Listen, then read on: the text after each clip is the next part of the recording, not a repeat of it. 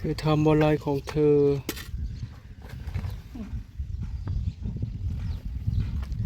ดูสิเธอมีหมาเป็นเพื่อนเหรอ ก้อนปลูกเลยเอาไว้ ไม่ไปกล้าก่อนไหมล่ะ บมันสิบ่ตายก่อนบ่เฮย บัตะก็เห็นของบาวงแล้วก็อันนั้นปลูกเลย จัว หมายจนมาหอดคอยจะมือจะว่า อ่าเพื่อสร้างต้นไม้มาลงเบิ่งนี่ทุกคน มาแต่ซุ่มพรผู้ใดนี่นะ โหจะมาไกลแต่เฮยเอาลงดินเลยวะ ลงดินโลดว่างในกรมกระทันเขาจะวางสีรอดอยู่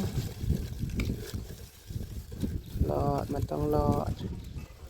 คอยว่าอยากซ้ำจะทงก่อนเจ้าเพราะว่าอยากปลูกโลดเอาปลูกกระปุกมันบ่ตายดอกใบมันโลนซื่อๆเอายกออกมาเขาปลูกไว้บ่เพื่อมันสิมาฮอดเฮาเหอะเนาะทุกคนมันก็บ่แม่นของง่ายมาแต่ภาคใต้ผู้คนสร้างนะบ่ได้สั่งมาใกล้ๆเด้อขึ้นมากินของใต้นี่ อย่าจับจังซั่นจับถุงมันอันนี้คือหมักกระทานพันน้ำนมเพิ่น พุทรานมสด ปี๊ดจะรอดไหมลูก จะรอดไหม่หนอ อัน อัน นี้ นี้ บอกเขาว่าปลูกโลดเนาะ ไปสิปลูกเลยกันยังหมาไปมันกับบ่อน้ำดอก จนได้รอดกันรอด กระยาเด้อ บูย ต้นละ9 บาทพี่น้องเอ๋ย2 สี่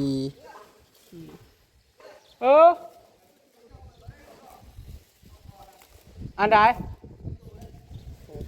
ประตู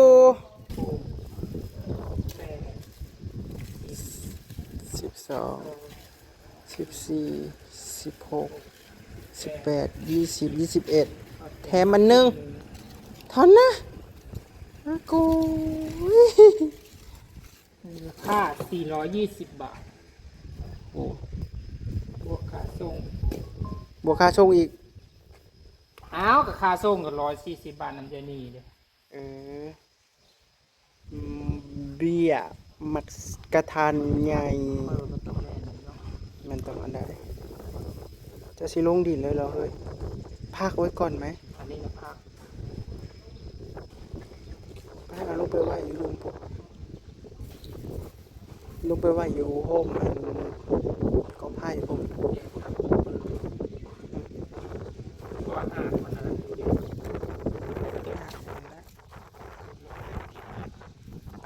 แต่เธอมาทุกคนมาปลูกหมากซีดาหรือว่าหมากฝรั่งน้ำกันทุกคนห้าเอาแนวต้นตัวนี้เลยเด้อทุกคนคือได้จังหวะเอาไว้ว่าวกับบัถึกเนาะทุกคนเอาแถวเดียวกันเลยกับต้นเกี่ยวเจ้าจอมก็จะเป็นแถวหลอกยาวไปจังสี่เลยว่าน้ำเพิ่นกำลังลงตรงดิ่งไปนี่เด้อทุกคนตรงไปนี่เลย ต้นสื่อมาจากใส่ก็เฮ้ยบ่ ชุมพร จากชุมพรเลยหรออุ้ยเอาลุงติดเด้อลูกเด้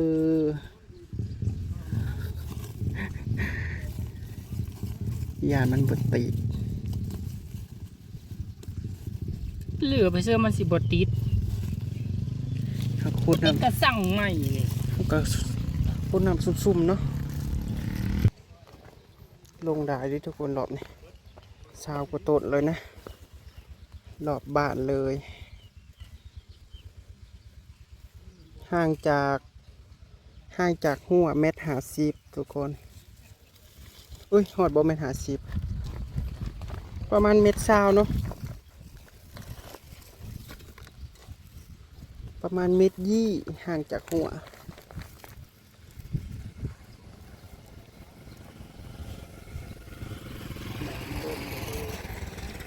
เอียงก็ ใบมันโดนอยู่เลย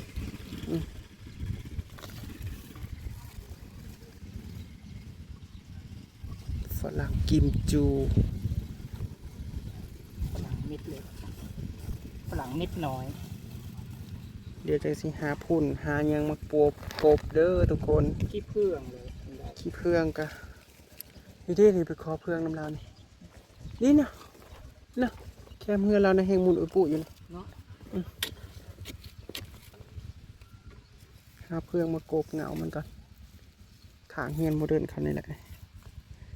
แล้วก็โมเดิร์นเรา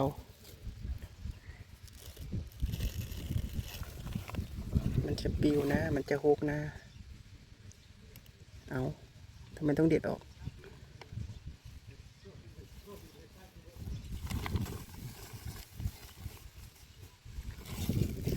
ไม่ติดก็สั่งมาใหม่เอาเท่านั้นแหละตัว รอบนี้เฮาบ่ได้ห้องพื้นเด้อทุกคนเฮาย่านมันตุย ให้มัน ให้มันติดซะก่อนถ้าที่จริงอ่ะปลูกต้นไม้เนี่ยต้องห้องพื้นก็ดีคือกัน แต่อันนี้หากมันยังอ่อนเกินไปเฮาแบบว่าเฮาลงเลยเฮาบ่ได้บ่ได้ไป เฮาบ่ได้ซ้ำใส่ถุงเนาะ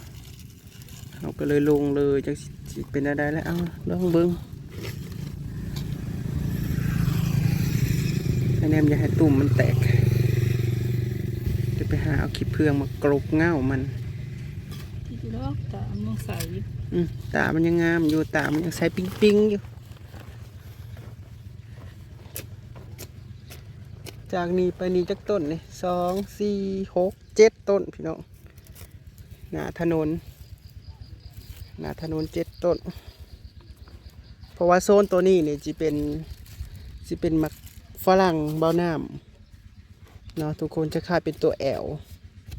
ฝรั่งเบ้าน้ำ โอ้ยเด็ก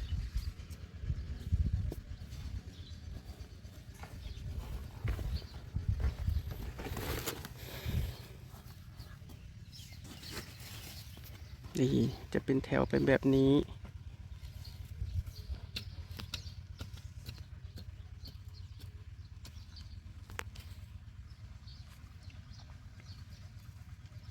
บุ้ยเสือกอะยามันดอกมันก็พอซื้ออยู่ดอก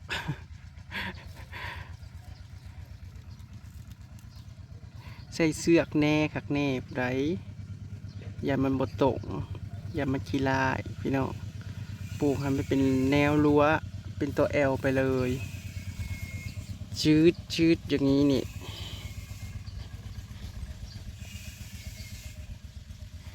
มะอื้อคอยได้เลยหาคนลงใส่มะอื้อคอยบ่เอามะอื้อมาลงน้ำบ่ได้บ่ กิโลอันเป็นก็สิลงมาตัวดินไปเลยก็สิลงมาตัวดินทั้งหมด เนี่ยมาเขาโคตรได้ซะ แต่บอกก็ลงน้ำหลังเลย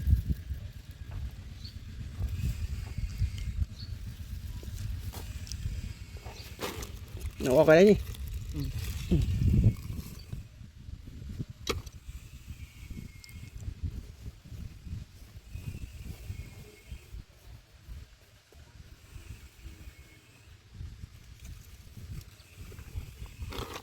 เดี๋ยวคือเสียบลักไว้นี่เลย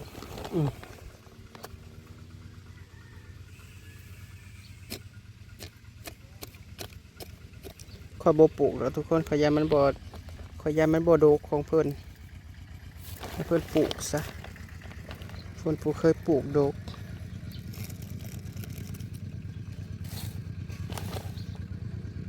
ทิพย์ดูบ้าง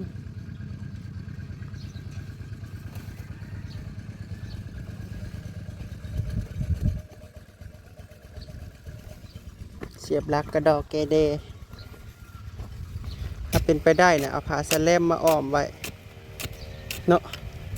ตอกลักซีแจแล้วก็ผ้าสแลมมาคุมไว้เห็นบ่เขาเจ้าปลูกนะตัวนี้คือหากน้อยแท้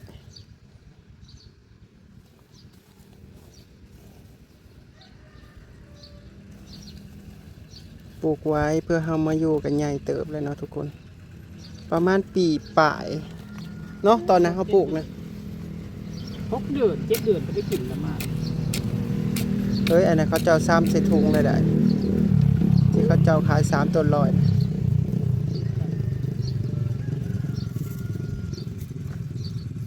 เรียกเป็นกิ่งละ9 บาท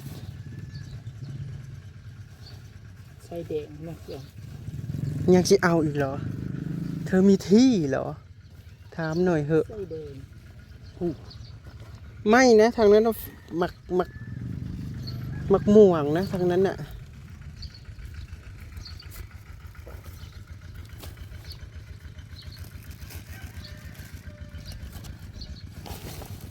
หมดแล้วนะ30 เปียก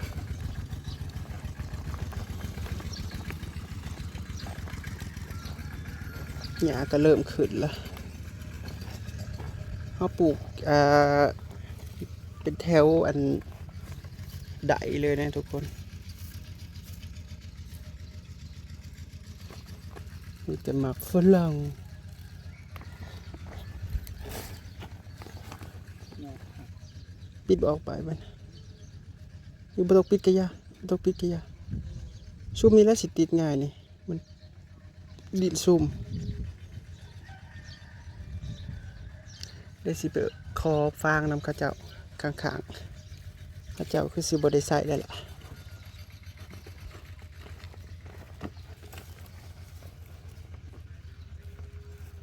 ที่กินได้ปิ้งหน่อยนะก็มาปิ้ง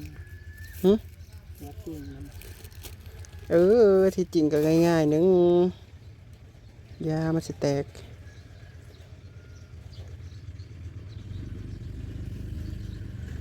คอยก็ต่อได้หากแต่ว่าปัดเอามาซ้ำผัดบ่ติดงงมาก คำว่าโตได้มาซ้ำของตี ต่อนะต่อได้แต่ว่ามันซ้ำแล้วมันบ่ติดนั่นดิคือความหมายนะ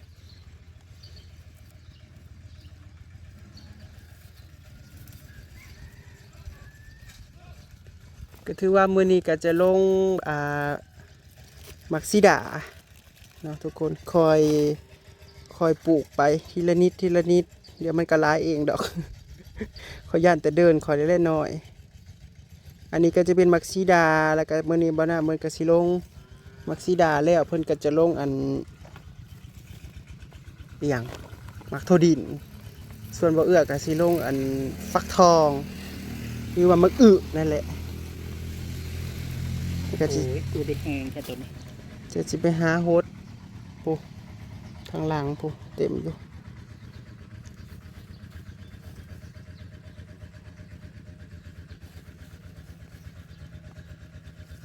่ 4 ต้น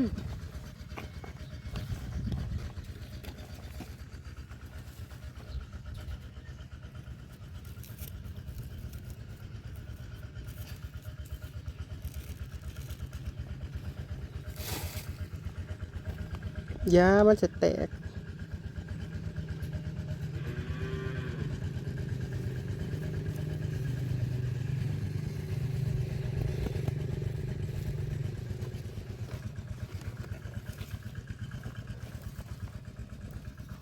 จะคือเอาไม้เสียบเป็นหลักไว้ซื่อ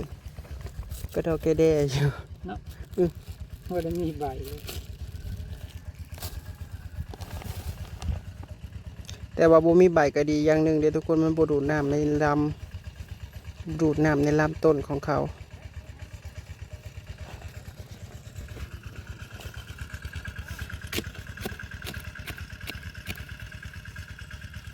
แตนมาแต่ไสลักหัวก็มุนไปแล้วดอกเลยเฮ้ยนี่2 ลักนี่จังมันสิอยู่ได้ฮอดมื้อใดปวกกินเบิดล่ะ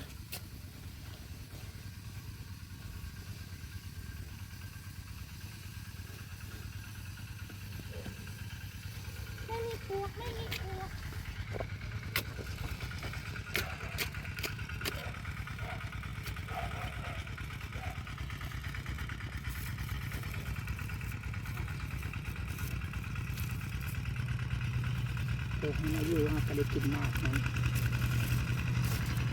จักยามเลยสิได้มาอยู่